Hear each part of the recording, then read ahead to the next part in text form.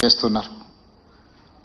ఇట్లాంటి కీలకమైన సందర్భంలో ఉపరాష్ట్రపతిగా పెద్దల సభను నడిపించే బాధ్యత అక్కడ కుర్చీలో కూర్చున్న వాళ్ళ మీద ఉంటుంది.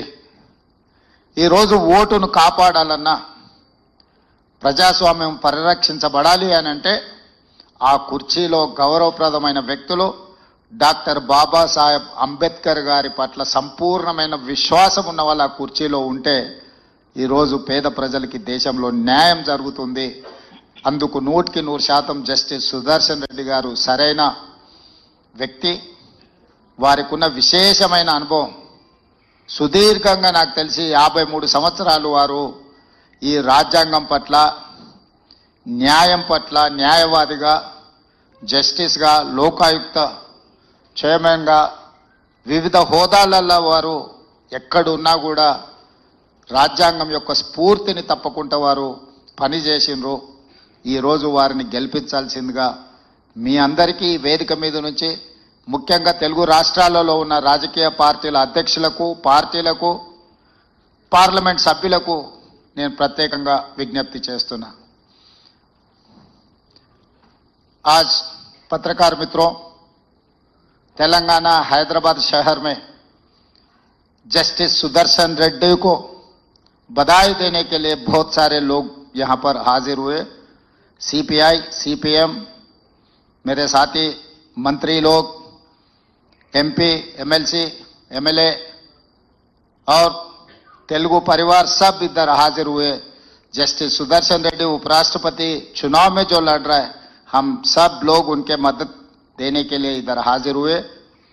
आज देश में बार बार आए थे राष्ट्रपति उपराष्ट्रपति चुनाव, मगर इस मौके पे ये एक अलग समय है, क्योंकि जो प्रधानमंत्री के होदा, गृह मंत्री के होदा पे संविधान को बदलने के लिए, आरक्षण हटाने के लिए जो कोशिश चल रहा है, वो रोकने के लिए, संविधान को बचाने के लिए, आरक्षण बढ़ाने के लिए आज देश में NDA alliance versus India alliance. Justice Sudarshan Reddy is not a member of any political party. He has not taken any membership in any political party. मगर संविधान बचाने के लिए वो पहला मेंबरशिप लिए. इस देश में डॉक्टर बाबा साहेब अंबेडकर जी ने जो संविधान दिए, वो संविधान बचाने के लिए पहला मेंबरशिप जस्टिस सुदर्शन रेड्डी जी ने लिए. आज इसीलिए हम सब लोग मिलकर जस्टिस सुदर्शन रेड्डी जीत में शामिल होना है. इस देश में नीलम संजीव रेड्डी जी, पीवी नरसिम्हा जी, एनटी रामाराव जी, जयपाल रेड्डी जी, वेंकैया नायडू जी, तेलुगु बोलने वाले इस देश के राजनीति में बहुत योगदान किए. आज जस्टिस सुदर्शन रेड्डी जी का भी इस चुनाव जीत में इस देश का जो राजनीति का नक्शा बदलने वाले हैं.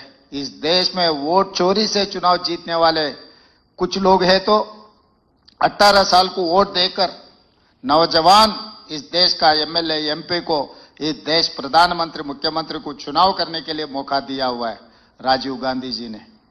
इसीलिए आज India alliance across the political parties, कोई एजेंडा कुछ नहीं है.